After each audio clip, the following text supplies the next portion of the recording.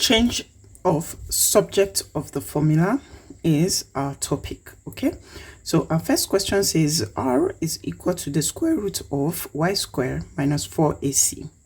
Let y stand alone. That means make y the subject of the formula. Here's your y is inside the square root. You need to get rid of the square root first. How do you get rid of square root? You square. But because of the equal sign, whatever you do to this side, you must do to the other side. So you square this and square this. Your square cancels your square root. So you have r squared is equal to y squared minus 4ac. Can you see? The square root has disappeared. You're making y stand on its own. See, all of this is subtracting. So you add on both sides, or you say take this to the other side, it becomes addition. Okay, so you have r squared plus 4ac is equal to y squared. So because I added 4ac to this, it cancelled this out, it became 0. And I added 4ac to this side. Or you say I take this to the other side, because it's positive here, because it's negative here, sorry, it becomes positive when it gets here. See, gradually our y is standing alone. But nobody asked us to make y square stand alone. It was only y that's standing alone. So we need to get rid of the square. How do you get rid of square? Opposite of square is square root. Opposite of square root is square. So you square root it. So, but because of this equal sign, you need to square root both sides. So square cancels square root. You have the square root of r squared plus 4ac is equal to y, and you are done. Okay, so here is question number 2. V is equal to pi h, open bracket, k plus r, close your bracket.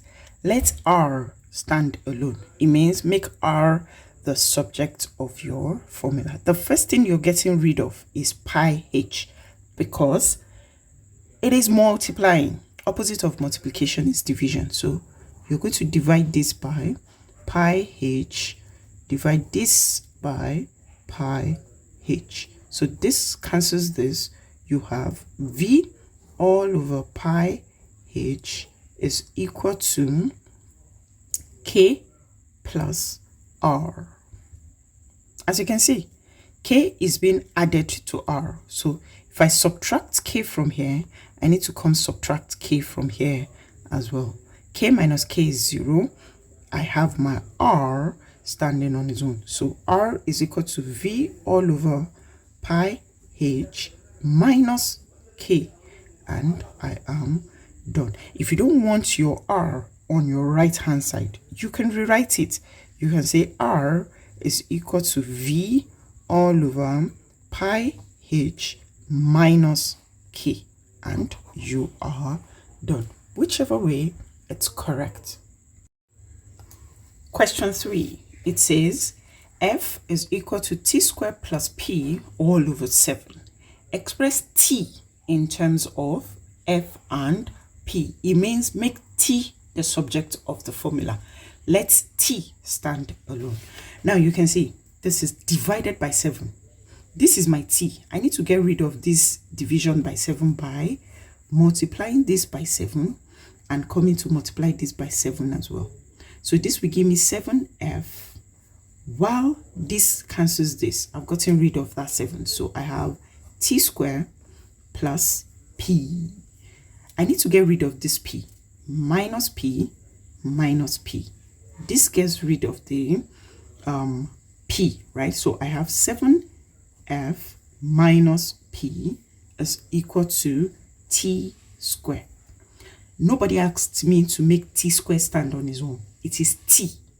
So I need to get rid of that square. As I said, to get rid of square, you need to square root both sides. This cancels this. My t stands alone. And my t is the square root of 7f minus p. And I am done. Here is our last question. It says h is equal to, small letter h is equal to 3 capital letter H minus m. Let the capital letter H stand on its own. So I'm going to add m to this side. So this cancels this, but I'll add m here as well. So this is h, small letter h, plus m is equal to 3 capital letter H. I need to get rid of this 3. It is multiplying capital letter H. So I have to divide to cancel. I need to do the same on both sides because equal sign means they need to balance, right? So this is equal to h, and it is h plus m all over 3. If you're more comfortable with your subject of the formula on your left, you can rewrite it into h is equal to small letter h plus m all over 3, and you are done. If you enjoyed this video, I want you to subscribe to my channel, please. Like this video, turn on notifications so you don't miss any math video from me. See you in the next one.